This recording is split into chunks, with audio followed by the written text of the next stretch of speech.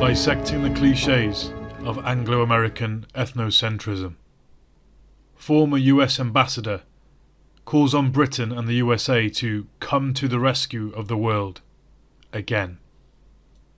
The image of plucky freedom-loving Britain saving Europe from Nazi tyranny is one we've been fed since birth, but an objective examination of our history tells a very different story.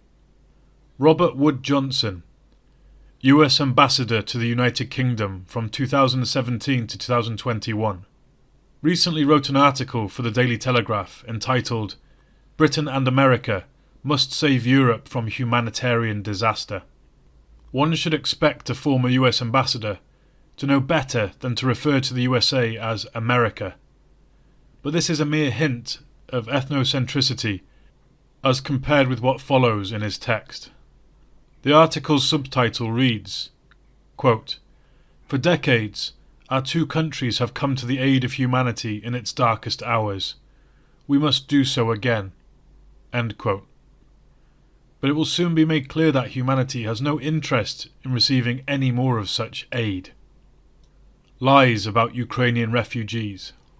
Quote, "My family and I recently visited Debunking, a boarding house in Poland, which approximately 100 weary Ukrainian women and children today call home. Bringing nothing more than a suitcase with them, they have left behind their lives as well as their husbands and fathers, who have mostly stayed behind to fight for Ukraine. Debunking is anticipating many more refugees, but consistent aerial fire has prevented the expected arrivals from crossing the border. In the meantime, its inhabitants are suffering and its funds are running out." End quote. An interesting fact about Ukrainian refugees in Poland is that while there was a large initial influx following the launch of Russia's special military operation on the 24th of February, half of those who had come went back to Ukraine for the Easter holidays in April. Of course, many would have come initially out of fear and uncertainty about what might happen, but subsequently found out that it was safe to go back to their hometowns. Whilst it is true that the men who are left behind to fight in the Ukrainian army are suffering tremendously, those who are not sent to the front, if they are from western or central Ukraine, are living in relative peace, for the simple reason that the war is not taking place in most of Ukraine. It is taking place mainly along the Donbass front. Consequently, the refugees who are really fleeing the horrors of war come from these eastern areas, and they are mainly heading east to Russia. This inconvenient information is ignored in Western media, since it leads on to the equally inconvenient fact that refugees from the Donbass feel safer in Russia since Ukraine has been waging a genocidal war against its eastern, Russian-speaking citizens for 8 long and bloody years. From their perspective, Russia has finally come to save them. The refugees in Poland, for the most part, come from the untouched parts of Ukraine that have as yet not seen any war, death or destruction. Many have not even had a power cut or internet outage. Nevertheless, in Poland they have received free housing, healthcare and transport, among other benefits. It would be great if the same kindness was shown to all refugees. Unfortunately, it is not, as we saw last year when the army was sent to forcefully prevent a few thousand Middle Eastern and Afghan refugees crossing the border from Belarus. These refugees were pepper sprayed, water cannoned, and forced to spend weeks in a cold, damp forest without food, water, or shelter. The special open-arm reception and perks for Ukrainian refugees must therefore be a way of rewarding them for believing the West and fighting Russia, and, most importantly, to stop them inquiring into why they must give up their husbands and fathers so that the imperialists can continue to line their pockets. As far as the ex-ambassador's claim that consistent aerial fire has prevented the expected arrivals from crossing the border. It is a straight-out lie. Throughout the entire duration of the special military operation to date, there has not been a single report of aerial fire near the Polish border that could prevent anyone crossing. The only times when civilians have found themselves trapped somewhere and unable to escape would be when the Ukrainian army threatened to shoot them if they did, and use them as human shields. But these things have only been happening to the aforementioned Russian-speaking Ukrainians who live in the east, and who often wait desperately in truly terrifying conditions for weeks on end for their Russian liberators, trapped in basements, hungry, thirsty, and scared for their lives. But these are refugees in whom Mr. Johnson and the Western media have no interest, the real victims of NATO's proxy war against Russia. Mr. Johnson's article continued by detailing the numbers of refugees taken by different European countries. But he omits the country that has taken the most Ukrainian refugees, even according to the BBC, which is Russia. Not only has Russia taken more Ukrainian refugees, but those it is taking care of are the ones from the war-ravaged Donbass. Russia has provided vast amounts of aid to these fleeing civilians, ranging from emergency food packages to PTSD therapy for children.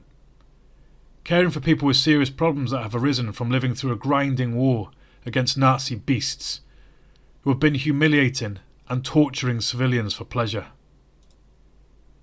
These refugees were caught in a war against misanthropic Ukrainian armed forces that refused to acknowledge the Geneva Convention, refused to stop committing war crimes, and have been guilty of the worst atrocities in Europe since their role models, the Ukrainian Nazis of World War II, ran rampant. Johnson went on, quote, "Already the UK government has generously contributed £220 million to help relieve the worst humanitarian crisis in Europe since the Second World War. I, for one, am profoundly thankful to the British people. Now Americans and Britons must continue to come to the rescue." End quote. Without wishing to downplay the generosity and open-heartedness of the British and American people, who undoubtedly support one cause or another with the best of intentions, we can't help but point out that any mention of the generosity of the British government in the context of the Ukraine war, when it is this government that is in large part responsible for the war, just as it was in large part responsible for World War II, is disgustingly hypocritical to say the least. Americans and Britons have never come to the rescue. Not through any lack of will to do so, but because of the imperialist states that govern them. They have only caused death and destruction elsewhere to serve their rulers' class interests. As a German reporter recently highlighted, trucks with humanitarian aid drive through Poland to the Ukrainian border. Then they dump all the aid on the side of the road and load the truck with weapons to take to Ukraine. This is where the generous aid of Western do-gooders is going, to help NATO fight Russia to the last Ukrainian. Lies about the Second World War.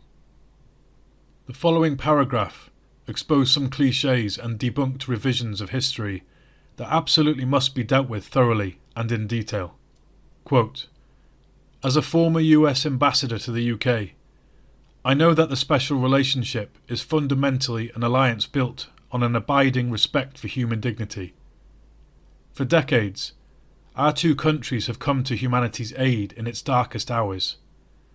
We fought to free Europe from Nazi tyranny, confronted terrorists after 9/11, and have aided the Syrian people in this century." End quote. Once we get past the initial sentence, in which Johnson invoked his experience as an Anglo-American imperialist stooge to try to convince the reader that Anglo-American imperialism is built on an abiding respect for human dignity, we arrive at this outrageous distortion of history. We fought to free Europe from Nazi tyranny. The unpalatable fact is that US and British imperialism actually helped to create the Nazi tyranny by giving Germany consent to ignore the Versailles Treaty, giving her the Rhine region, needed for her heavy industry, investing vast amounts of capital in her military-industrial complex, see the Dawes Plan, and feeding her more and more of Europe as part of the famous policy of appeasement until she was powerful enough to take on the Soviet Union. All this was done whilst ignoring the constant requests from the Soviet Union to form collective security pacts with Britain and France that might forestall German aggression. Incidentally, the Third Reich was like a prototype of the European Union, a Frankenstein's monster, where Frankenstein was Anglo-American imperialism. The crushing and partition of the Soviet Union had been, after all, the number one priority of imperialists everywhere since the October Revolution. The history of Europe over the past century is defined by this. The War of Intervention in Russia, the Polish-Soviet War, World War II, the Cold War, and now the war in Ukraine all share this similar objective, even if now it's the Russian Federation and not the Soviet Union. As Winston Churchill put it, speaking in the House of Commons in 1949, quote, "I think the day will come when it will be recognised without doubt, not only on one side of the House, but throughout the civilised world, that the strangling of Bolshevism at its birth would have been an untold blessing to the human race." End quote. Churchill also famously praised Italy's fascist leader Benito Mussolini and supported Spain's fascist General Franco. Britain's war with Germany was a superficial one, designed to maintain appearances. The Germans had assurances that a second front would not be opened, allowing them to focus their efforts on the eastern, anti-Soviet front, without worrying about their rear. France, as is well known, caved in early on and joined the Nazi war effort entirely, whereas the USA's policy was wonderfully summed up in 1941 by future President Harry Truman when he said, quote, "If we see that Germany is winning, we ought to help Russia, and if Russia is winning, we ought to help Germany, and in that way, let them kill as many as possible." End quote. When the USSR had convincingly defeated the Nazi war machine, was pushing it back to Berlin, and was clearly about to liberate the whole of Europe, only then did the USA and Britain open a second front. This was not to aid in the Soviets' anti-fascist war, but to prevent them from liberating Western Europe, to protect those Nazi remnants they could get control of, and to protect capitalism and private property. This explains why Nazis were kept in power in West Germany after the war, and why so many were taken care of so well in the West, much as the Ukrainian refugees are now. The imperialists took care of the Nazis because they needed them to help continue waging their war against the USSR, which in its next phase became known as the Cold War. In other words, the Second World War was just one titanic battle in which the Soviet Union defeated global imperialism. That war between the forces of anti-imperialism and those of imperialism is ongoing to this day. Another important revelation came when, as part of the Nazi War Crimes Disclosure Act, the CIA declassified a memorandum from 1953 on the renewal of Project Aerodynamic, which was originally approved on the 31st of June 1951. This document stated that the purpose of the project was, quote, "to provide for the exploitation and expansion of the anti-Soviet Ukrainian resistance movement for Cold War and Hot War purposes.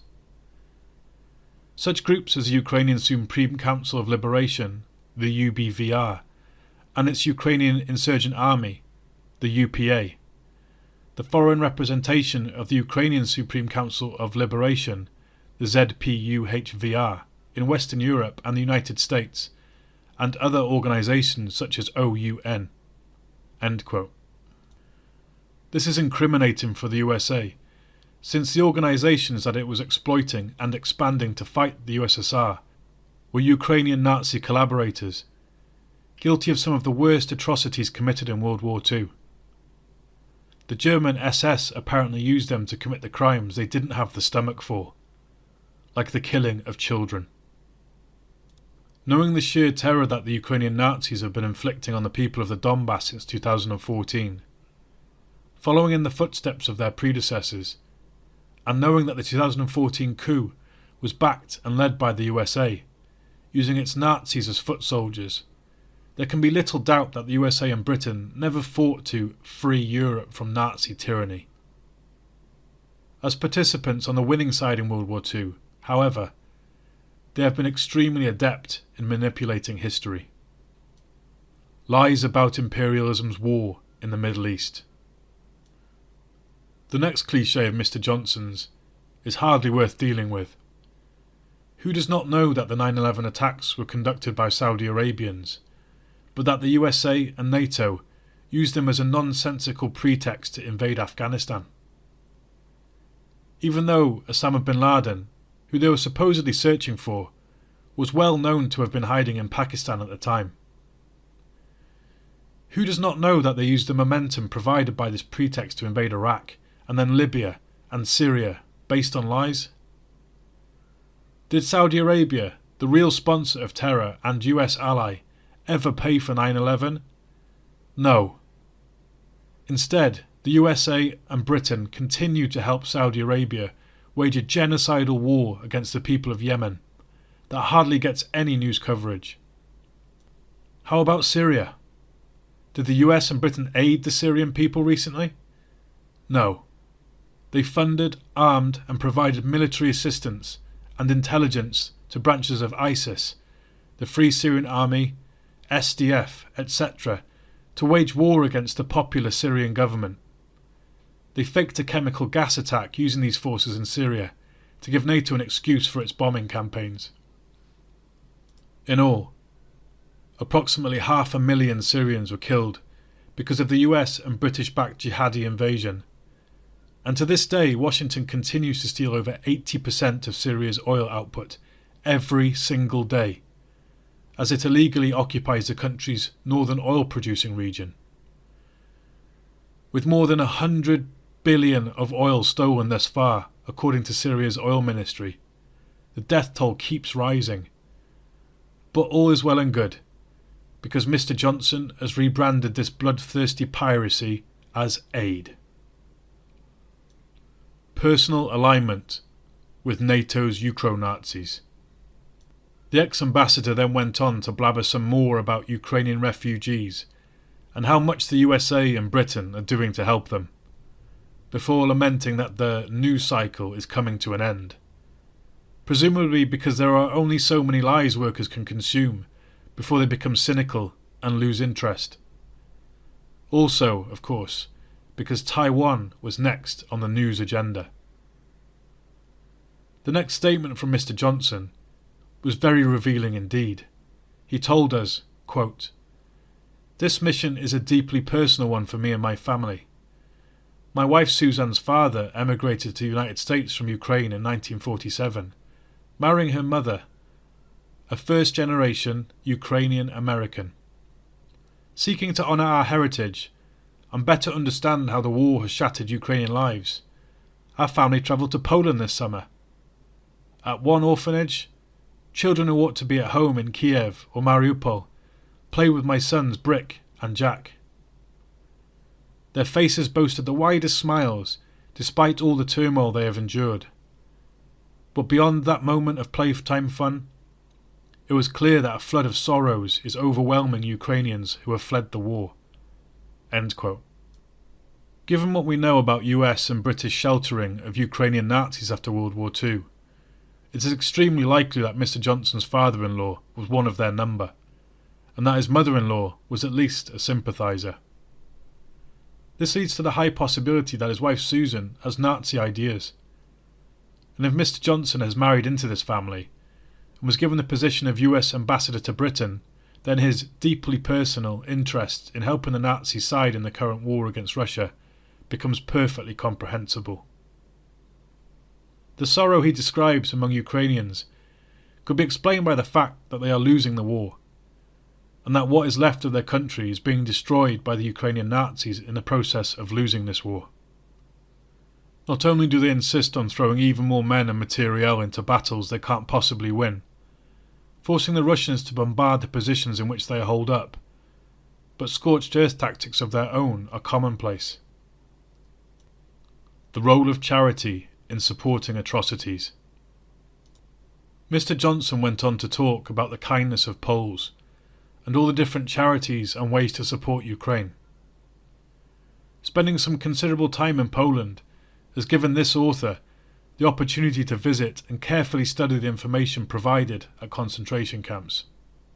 At Majdanek camp, for instance, there is a plaque with an interesting story about how, during the Jewish Holocaust, British and US societies had begun to hear about the horrors of the camps, but their governments refused to acknowledge them in case they should give power to the demand for a second front.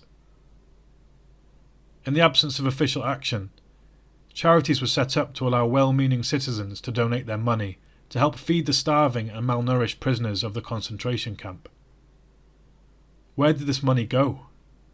Straight into the pockets of the Nazis who were running the camps, of course on the assumption that they would use it to provide more food to the prisoners. What was the result in practice? The Nazis continued to provide the same amount of food to the prisoners, but now had a slightly bigger budget for running their Holocaust and war efforts. In effect, charities were helping to subsidise the Holocaust. Sometimes the worst things can be done with the best intentions. To what extent ignorance excuses wrongdoing is a matter for each to settle with their own conscience.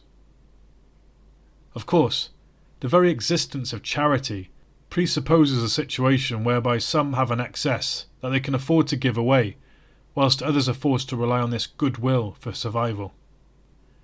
The existence of such a situation in the first place is what really needs to be addressed. Objectively, the role of charity is not to fix a situation, but to facilitate and prolong it. Charity is a way for the better off to salve their consciences by applying a small sticking plaster that, at best, might serve to disguise the worst of the problems lurking beneath. Mr. Johnson offered a long list of ways to help Ukraine. But where is this money actually going? It is going to prolong the war, to ensure that more Ukrainians are killed and more citizens are tortured. It is going to subsidise NATO's Nazi project in Ukraine. Finally, Mr. Johnson revealed his own Nazi sympathies in his closing paragraph. Quote, "In these dark days, I am reminded of a signal moment in history when the United States and the United Kingdom joined forces to help a people suffering at the hands of Russian aggression. In 1948 and 1949, our nations airlifted 2.3 million tons of food, fuel and supplies to West Berlin, defying a Soviet blockade of the city. Just as Britons and Americans came to the rescue then, so we must continue to do so now. The Ukrainian people are depending on us." End quote. This is a damning indictment of Mr. Johnson, as well as of the USA and Britain. His statement confirms what was previously mentioned in this article, that is, that the USA and Britain were doing everything they could to protect the Nazis from the Soviets, to help them lick their wounds and regroup under US and British supervision, to bide their time and build strength, and prepare to be used again in the future against the USSR. In case anyone is wondering whether the Anglo-American imperialists cared about civilians, one only has to look up the bombing of Dresden. A brutal and totally unnecessary massacre of German civilians, perpetrated by British and American bombers before the Red Army got to the city. The official excuse for this barbaric blitzkrieg was that the bombers were taking out German railway infrastructure. In reality, the imperialists wanted to destroy the city's industrial capacity and rail infrastructure, to keep post-war Germany down and to stop it falling into the hands of the Soviets. In this case, they were doing the earth-scorching for the Nazis. So much historical revision has been dealt with in this article, and this is necessitated by the times in which we live, when imperialism is not yet vanquished but is visibly in decline. It is because the winners write history that we have stooges like Mr. Johnson spouting such blatant lies, and that these are unquestioningly broadcast across Western mainstream media. But what is in decay will die, and what is growing is invincible. We look forward to a future in which the workers of the world will share their own history from their own perspective, without need for distortion. When the misanthropic ideology that stems from the need to justify capitalist exploitation and imperialist brigandage will be a thing of the past, and when humanity will flourish as never before.